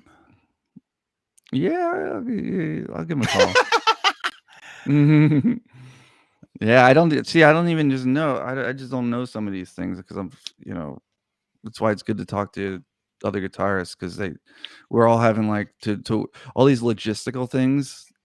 It's crazy, are real man. things too. It's not just practicing. It's not just writing. It's like, how am I going to save my back for like 30 years? Yeah, and I saw you coming to that session with that massive freaking board that you have to lug from. No more. I split it up into 2. I have 4-wheel. I put it in 4-wheel luggage. That was the last time I did that, because I was already like, I don't know, the herniated disc or something. But I've been going to like acupuncture, massages. Like this thing is chronic, and it's been with me since 2012. So whatever's back there, it basically told me, you're not using that case anymore. That you'll never see that again, that case. I feel fortunate. I was able to witness the swan song. Yes, yeah, exactly. Kaylin says, Blaine and Aaron, what's y'all's favorite song to play live? That's a great question. You go first. I have to think about this. It honestly, it varies by tour, because we're very arrangement heavy. And so lately my favorite song to play live has been Respect. And mainly because the new arrangement, well, one, I get to play trumpet on most of the tune, and then the outro arrangement was written by our drummer Matt. Incredible, but it's like this vintage 90s new metal outro, and I play the 7-string on it. And yeah, damn, and it's fucking ridiculous. Dude, Matt is a killing drummer, dude. That boy can play. Incredible. That dude is amazing. Yeah. What about you, man? What's been your I'm sure it changes, but lately what's been your favorite go-to live tune? I remember back in for years it was Exaltation. There's just something about that beat, Yeah. And it's like, I don't even necessarily do much in that song, but I think I like listening to it. Nice. So it's like, it's not even like what I like playing the most. It's like, I get to listen to this song and play it at the same time. Like I'm playing along to it. Just that groove, man. It's like boom, boom, boom, boom, boom, boom, boom, boom, boom, boom, boom. It's just so, I don't know. I love rockers in general. Like a good rockers, I really dig. I could tell you a few I like to play. I like playing Chop 'Em Down. Hell Another yeah. that groove. That groove is really cool. I like playing Driftin' off Undercurrent. That's fun. It's a little different. It's a little slower. Yeah, I like playing so many of them, but the Driftin' it's just nice. It's like, his vocals are coming over the top and we're just like, we got this. And then the second verse is totally different than the first. It's not the same chords. It's like more of like a funk beat or funk groove or whatever, Hell it's yeah. all in one. And then it comes back, and then the arrangement's like interesting. So I like that. I like that one a lot too. Heck yeah. I like them all though. I'm just trying to like give you a couple. Oh yeah, yeah. Standouts Yeah, things yeah. you're really vibing on lately, and why? I mean, that's all we can ask for from you. Oh, there's a new tune called Mama Please Don't Worry. Mama Please Don't Worry on the new album. Yeah. It's like just fun. It's just nice. It's like I like the song, I like the chorus. And there's another song called Tugboat where I'm kind of just like doing like dink dink dink dink dink dink. The guy Nico wrote it, Salt Cathedral, guitar player, another great musician. But just playing his parts, I'm like, yeah. I like playing other people's parts sometimes. Like I like stuff I come up with too, but like it's nice to kind of like reinterpret other writers who's written with Modest too. Yeah, I do that a lot with some of the Hyrie catalog, like a lot of the singles that she does with producers and stuff. There's one that's always fun. People should not. I just want to point this out. It's fun when you're to reinterpret electronic music. Yes. Okay, that's all I wanted to say. Exactly. Yeah. So one of my favorite things, there's a song called Sun and Shine that's got this and it's a there's two little bell-like synths. One's playing the upper extensions and one's playing the bass. And so I reinterpret that as like a finger pick part and just getting them to sync up with my thumb and my fingers to play that line. It was one of my like favorite little moments of like, oh shit, yeah, I can play the synth line, and then that way there's a live element mixed with the backing track element, and it kind of all vibes together. But made me super happy. Wow. Reinterpreting that. Do you find yourself doing that at all, like pulling back from the albums and maybe because you guys play with a smaller group live, do you kind of work in other instruments into your playing as well? Or other melodies from other instruments? Or oh yeah, like yeah, like there's a song called like Flip It.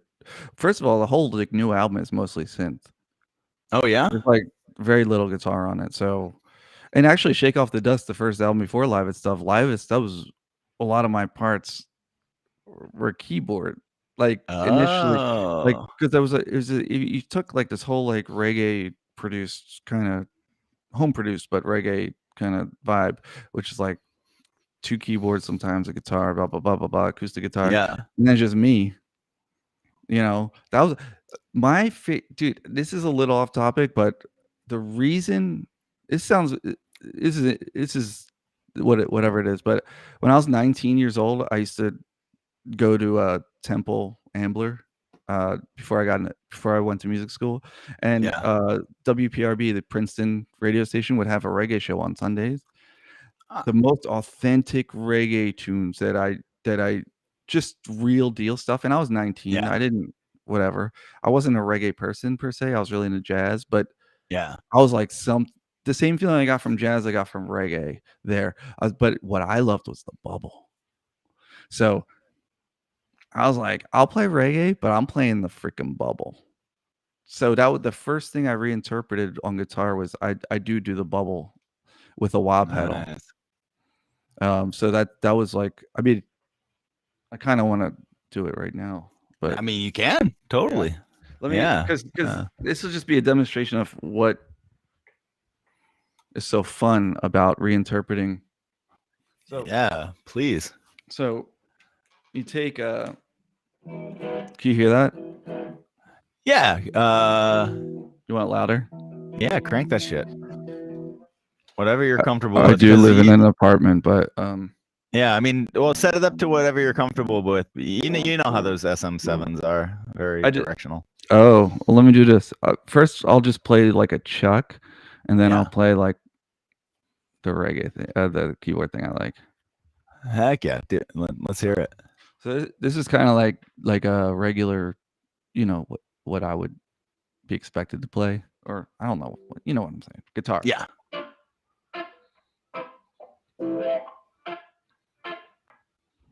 That's not a good tone.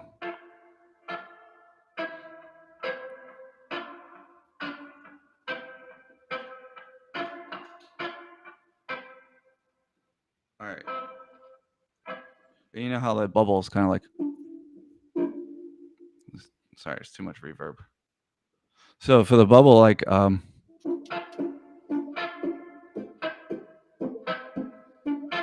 this part. Yeah. With the wah. So you're cocking the wah back for the lower, and then you're just that's super smart. So are you using thumb and finger combination, or are you using pick for both parts? let me I want my lesson, bro. Okay, so that's like, let me try to get it all on camera.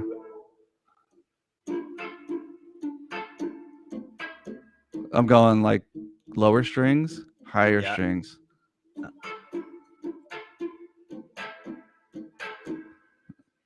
I like it. Just like that alone gives me so much joy. Using that wah is super genius. I never thought about using that to bubblefy. That's your first Patreon. That's your first free Patreon dish. Oh yeah, dude. I'm between that and the cake, I'm hooked. but yeah, like but yeah, it's one thing to do that, right? But it took me years to find a pocket with that, because pocket's so important, like your feel. And sometimes I can do something, but it doesn't sound good. So to get the articulation and dynamics, it's really like, that's really where the cake, that's the icing on the cake that you'll be getting in a manila envelope before you know it. I freaking love that, dude. I'm gonna steal that now. I want you to steal it. Actually, you know Dave Holmes from the Dub Trio? He's a super creative guitar player, and he can do so many things that I just sit back and I'm just like, what the heck's going on here? Incredible guitarist. He does sort of like a metal bubble, like a metal. Yeah? I don't know, man. His right hand, he's right-handed. Yeah. And he has such a pocket that it's just like, dude, you can't teach that, you know? So that's another really, and I found that out years later by playing with him. I was like, oh man, he's got all this right hand stuff that's just like, I'm left-handed actually. Oh yeah? Yeah, I play a lot of legato like that. So it's a challenge for me. A lot of the picking stuff can be challenging. Crazy. Yeah, I know when you're left-handed, it's like there's two ways to approach it. Like you have the people who flip everything backwards. I guess three ways to approach it. You have the people who flip everything, right? So they play with their dominant hand as their picking hand. McCartney. Yep. Or you'll have people like Mono Neon who flip everything but then leave the strings the same. So they're literally playing everything upside down, which blows me away, the way that he can slap like that, because the lower strings are on the bottom and then the pops are up here. So to be able to, it's the opposite of how your thumb and fingers work. I've seen him do. I know he's got that fart pedal that he uses, but and I know he's like incredibly, like just on a in a different sphere. But like I never even knew he's left-handed or he's doing any of that stuff. Yeah, it's completely opposite. It makes my head hurt. And then you have the people who like just picked up a standard instrument and play it in the standard way, even though their dominant hand is their left hand. And I wonder if that That's what I makes do. Yeah. I wonder if that makes a difference. I mean, your playing is super unique, and that might be a part of it, because my dominant hand is my right hand, right? So for the most part, like this hand is steering the ship, right? Yeah. But I feel like if you're left hand dominant, I feel like this hand would be steering the ship, if you will. I do a lot of legato lines, but that's also because I like saxophone a lot, and I just love the way like Coltrane or Nick Coleman. I love the way those guys go through their horns, and it just sounds. So I try to, I think a lot of it comes from that, but like at the same time, I don't know. I just think, it's weird though, because I always did like scissors with my right hand was fine. My left hand, what? My left hand is stronger. It's just stronger, and I guess that I don't know what that does, but yeah, my right hand feels just weak. It feels weaker, So I can't imagine what it would be like to really have a strong right hand. That would be. And I think my sound is probably made up of these little inconsistencies. Like I do what I can with what I have. Yeah, and I mean, that's the thing. You want to embrace what makes you you, and you've been really good at that, successful at it, but also like it for me as a listener, it draws me in even more, the uniqueness of your sound. And it could have, essentially have stemmed from something as simple as that, as simple as guitar choice. I bet you'd be a completely different player when you picked up the guitar, if you picked up a left-handed guitar initially. You know what I mean? You might have a completely different sound. It never felt weird. The first time I played the guitar, that just never felt weird. I don't know. It's funny. You're using both hands when you play. Yeah. So it's interesting to say something's left-handed and something's right-handed. It's the same thing with hockey. Like hockey, you're still using both hands. Yeah. Like I mean, like it's crazy. I tried to teach myself. I was in my bedroom, like, back in like 97 or something when I was living with my parents. And I did try to flip my guitar around, and I had like a couple of weeks where I was trying to teach myself how to play left-handed upside down. And it was like trying to teach a beginner. I couldn't even find the freaking notes. I was like, oh my goodness. And I was like, no, I'm not doing this. I'm not going through this. Yeah, I had one show. I think I was playing in Mexico with a band called Tomorrow's Bad Seeds, and we were hella wasted, and they invited us up to jam on a song, and their guitar player their guitar player, and it's like, it's a huge festival. It was like even better, 20,000. Yeah, I want footage. I want to see footage of this. Someone get footage of that. Hands me his guitar, but it's a lefty guitar. And I put it on, and everything is upside down. And I'm like, why did he do that to you? Come on, man. It was probably one of the most brain racking things I've ever had to, like a Rubik's Cube that I had to solve on the spot while people are extremely judging. Wow. There should have just been like an arrow. Like an arrow, like just pointed towards you, like in the sky. Oh my God, so ridiculous. We got a question from Allison. Do you guys like Brittany Howard? What do you think of her? Is that from what's that band called, the Alabama Shakes? I think she's in the Alabama Shakes, if I remember, because my ex-girlfriend was really into that. She's super emotive.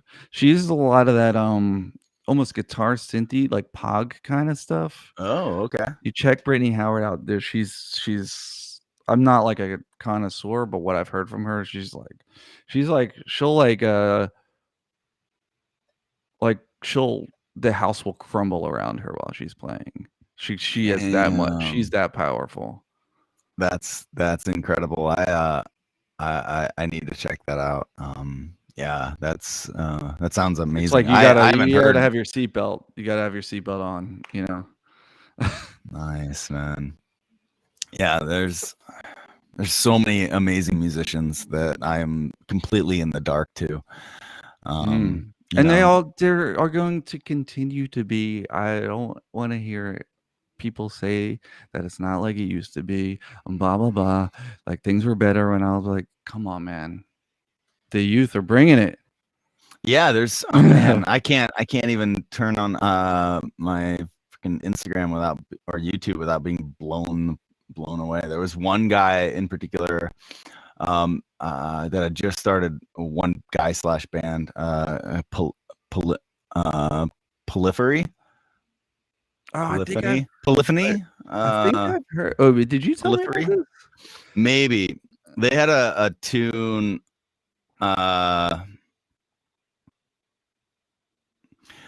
That's them on Nylon Periphery. No, is that the band?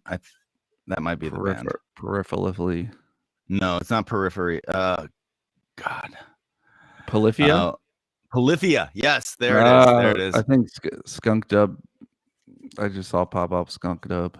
Oh, nice. Yeah, they had this track, and it's like this mixture of neoclassical and some of the craziest prog I've ever heard, and bossa nova, all in like one.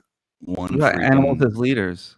Oh, they're one of my all-time favorites. I've been on that train since it left the station. Those guys are incredible. About, like, being cross-eyed after you watch something.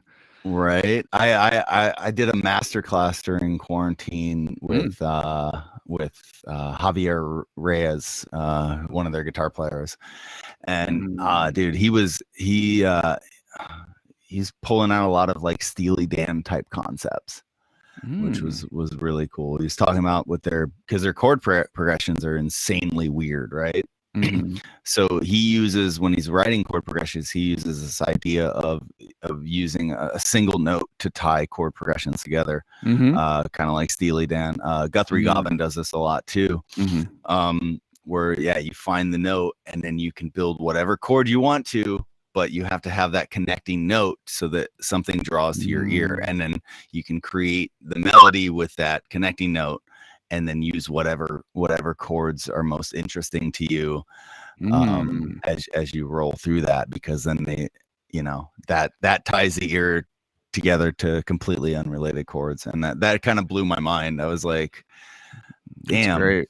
Yeah, because I'm always thinking of like what goes here, and then how can I alter it a little bit or change it up to fill this role, and then they just totally different approach, like using none of that normal approach that most people take when they're writing chord progressions. And I was like, you remind me of that reminds me of something one of my first guitar teachers. I had this guitar teacher named John Sheridan at Bucks County Community College, and just one thing he told me, he says, starting a song, melody goes up, bass line goes down, or just like up, just the whole idea of like something going up while something's going down. And I wrote this tune, and then years later, when I went to write a tune, I started out with that. It's interesting when you just start out with something, even if you're like in a rut or whatever, if you just start out with like one rule, like that you make up for yourself or whatever, that could spur like all the brain things to come together. And so like even if you're left with a tune that doesn't even have that, just having like one little thing.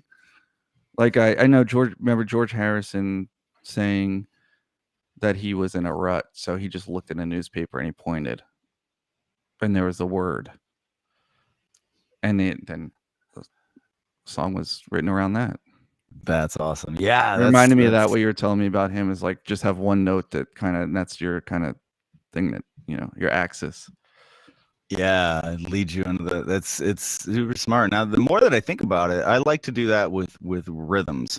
So I like to find something. I'm a huge fan of things that are not in 4/4 that people don't notice they're not in 4/4 until they start to think about it.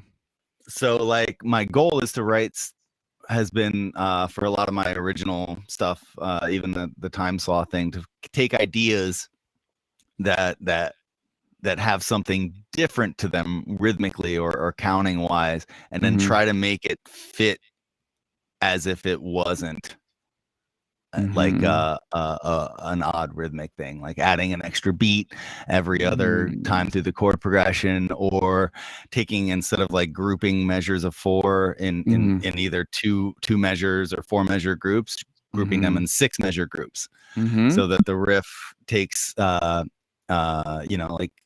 3 measures to complete the riff, and then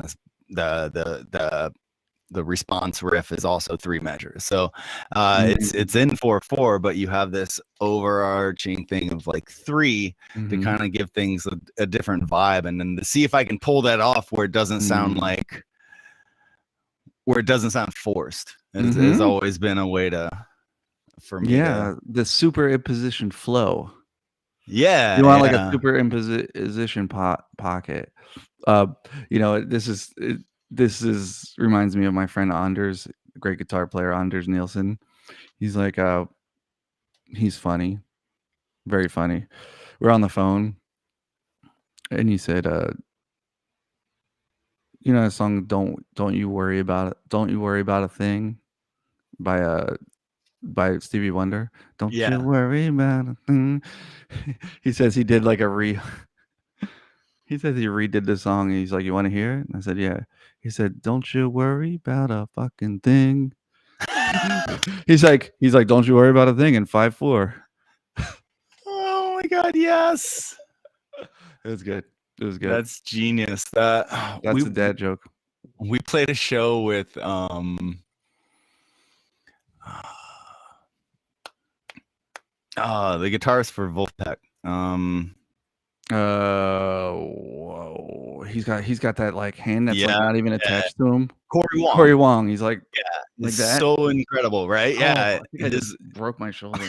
His rhythm is beyond me. It's so clean, and that's dialed in. He is dialed in with that right hand. Yeah. Woo. So we were playing a festival. It was like him and Michael Franti and us, and I think Ayatera was there too. But he was like trying to teach the audience how to count along to the song. It was in 7, I think. And he had some little like sentence about Chipotle, and like he would repeat this sentence, and he's like, just keep repeating that sentence as I play this song. And like, so the audience could follow along. How did it work? How'd it go? I can't remember. It was so long ago. I bet he's still probably doing it in his live shows. I'll have to look it up. I'll send it to you. But yeah, just this stupid little like dad jokey, like, oh yeah, and his live show was just full of dad jokes. It was amazing. Wow. I wonder if he's a dad. That's a good question. That's a good question. I mean, his band is Corey Wong and the Wong Notes, so if that doesn't scream dad joke. I think he spelled wrong Wong.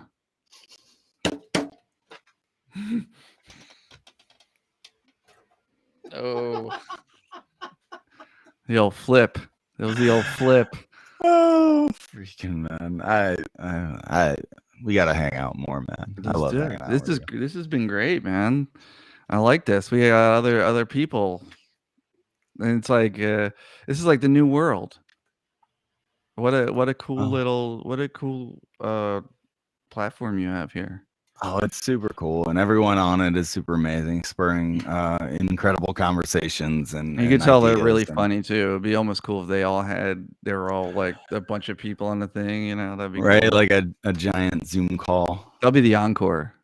Bring everyone in on their like thing, and then they can take over. Tell us what's up. Tell us what's up. Yeah, honestly, I mean, with us, it's just easy to to chat. But like Yeah. when I'm doing some interviews, especially like with people I have no idea who they are or what they've done, Mhm. and I'm learning myself, right, along with everyone else. Mhm. A lot of times they'll jump in and they'll just ask all the questions. I'm just the facilitator between, you know what I mean, the person and the group, and it's kind of a cool vibe. They save me from being an awful interviewer. They save you from yourself, Blaine. Yes, exactly. Oh my goodness. So really quickly, I know we've been going for like 2 hours. I've been Yeah, I don't even know. Oh. Yeah, 2 hours on the dot, actually. 2 Wow. hours and 30 seconds. Damn. Yeah, this is, I could just chat, hang out with you. This is the beauty of having your friends on the We'll thing, do it again. Hell yeah, Gotta hell do yeah. it again. But where again can people find you and find your music? Type my name into Spotify. Well, I don't want to promote Spotify necessarily, but Or I mean, or I'm any sure of the you're on all the things. platforms, right? But Bandcamp is the best because they treat the artists as they should be treated. Nice. In my opinion. So Bandcamp, Aaron Dugan. Yeah, and I would recommend using that platform as much as possible because I'm sure there's other ones that I don't know about. But so any like Apple Music, just type in my name, Matisyahu, Trevor Hall. I'm on a couple of his albums, blah blah blah. I played the Flowbots a little bit. And the Roots Tonic album with Bill Laswell. That's on all the platforms. So there's a couple things out there. I didn't even know about the Flowbots thing, man. Yeah, I Speaking played of with them and Trevor Hall in the same month at Red Rocks. what? Yeah, July of 2011, I think. That's I was awesome. played with those. I actually had a bad stomach illness while I was playing with Flowbots, so we had a bucket next to me. I didn't have to use it, but it was close. I'm glad you didn't. They're all such good people. All these bands, all these people, they're all such good people. Hell yeah. It was nice. It was nice playing with them. I love that. That's awesome. I remember getting their big album when it came out was 2007 or so. The Handlebars. Yeah. And what a song. they had some tracks that had the odd time signatures on that album, which was super cool. Yeah. Those guys are cool, man. John, what's his name? John, the singer. There's Brer Rabbit, and then there's Johnny Five or Johnny. I think he calls himself Johnny Five. Serious about their activism. It's great. It informs everything they do. Hell yeah. Hell yeah. Yeah, it's awesome when a band feels it feels like a band has a purpose, and rather than just like that Handlebar song is real. Yeah. Like when he gets emotional in that, it just kind of made it for me. I didn't know who they were. Like before they went on tour with us, they opened up for Modest on a Run. I'd heard that song and I was like, damn. Like he really, but he does in real life too. These guys, they have nonprofits and things, it's like really going down, Hell yeah. That's super cool, man. Yeah, we gotta definitely have you back.